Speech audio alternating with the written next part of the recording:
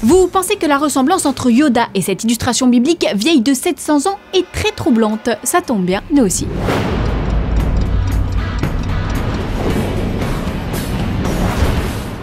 Voilà 6 jours que la bande-annonce de Star Wars 7 a été dévoilée et pour être honnête, on a un petit peu du mal à s'en remettre. J'imagine que vous aussi, et c'est d'ailleurs comme ça aux 4 coins du monde. Alors pourquoi un tel impact? Au-delà du fait que ce sont les nouvelles images du prochain Star Wars, bien sûr.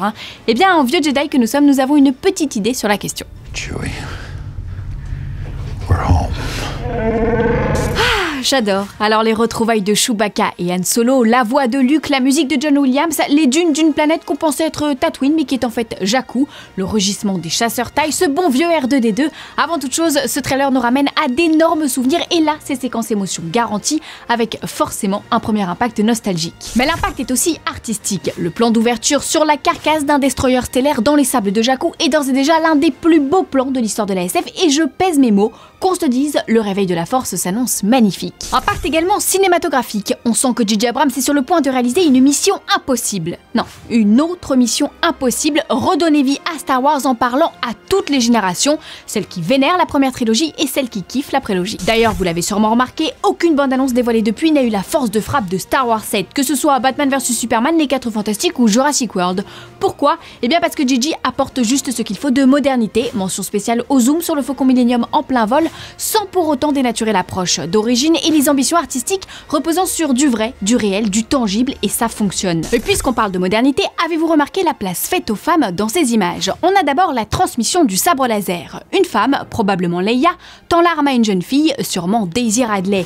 Daisy qui nous rend tous dingo. Elle est de tous les plans et s'offre un rôle autrefois masculin, pillarde des sables. Fini les princesses en détresse, c'est elle qui sauve John Boyega et non l'inverse. Comme dirait Sarah Connor dans Terminator Genesis, viens avec moi si tu veux vivre. Rappelons que tout ça aurait été inconcevable dans les années 80. On a également Gwendoline Christie qui se cacherait sous l'armure de Capitaine Phasma et le rôle mystérieux de Lupita Nyong'o qui n'a pas encore été dévoilé. Bref, la force est avec elle et non avec eux. La big boss de Lucasfilm, Kathleen Kennedy, une femme là encore que l'on pourrait décrire comme la Kevin Feige de l'univers Star Wars, a déclaré que la nouvelle saga accorderait aux femmes une place très importante. Ce n'est donc pas un hasard si le premier rôle de Rogue One est tenu par Felicity Jones. Et oui, les Jedjet, Stormtrooperettes et autres guerrières prennent le pouvoir comme dans Game of Thrones ou encore Wonder Woman et Captain Marvel. Et là, c'est un vrai impact sociologique. Prochaine étape logique, on attend désormais un Star Wars réalisé par une femme. Impact économique maintenant. En très peu de temps, la bande-annonce de Star Wars a été visionnée plus de 88 millions de fois, un chiffre hallucinant qui a valu à Disney un gain de 2 milliards de dollars en valorisation sur les actions du groupe.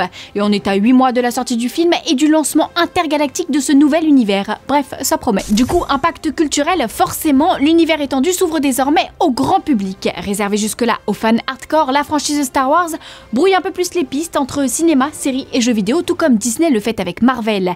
Les annonces faites lors de la Star Wars Celebration vont évidemment dans ce sens. Entre Rogue One, Star Wars Rebels et Battlefront, ces 4 jours se sont révélés riches en informations, mais pour en savoir plus, rendez-vous dans les news en bref.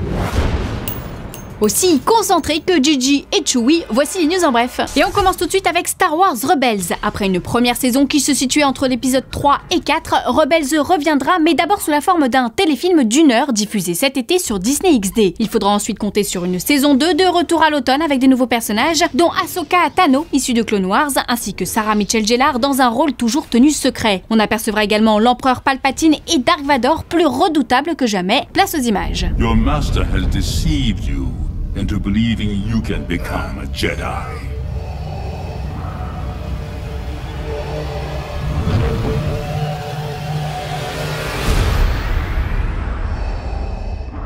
George Lucas refuse de voir le trailer de Star Wars. D'ailleurs, le réalisateur ignore tout de la nouvelle saga, préférant découvrir le film de J.J. Abrams d'un œil neuf au moment de sa sortie en salle. Des propos qui détonnent un peu avec les déclarations qu'il avait tenues juste après la première bande-annonce, où le papa de la saga, qui a vendu Lucasfilm pour une somme astronomique, semblait un peu blasé. Mais peut-être que l'engouement général pour ces images ont finalement eu raison de lui. Aujourd'hui, dans le courrier des fansoniens, on répond à Rorschach qui tombe à pic avec sa question sur Rogue One. Situé entre les épisodes 3 et 4, le premier spin-off de la saga attendu sur les écrans français annoncé le 16 décembre 2016, est d'ores et déjà annoncé comme un vrai film de guerre, un film où l'absence de Jedi sera omniprésente. L'histoire, c'est celle d'un commando rebelle qui cherche à voler les plans de la station spatiale et ramener l'espoir dans la galaxie, les mêmes plans que Leia confiera à R2-D2 au début de l'épisode 4, provoquant son arrestation par Dark Vador. Gareth Edwards aux manettes, Alexandre Desplat à la partition, Felicity Jones dans l'uniforme d'une rebelle. Le premier film solo de la saga intergalactique sera à mi-chemin entre Il faut sauver le soldat Ryan, La chute du Faucon Noir et Zero Dark Thirty, comme en témoigne ce premier concept art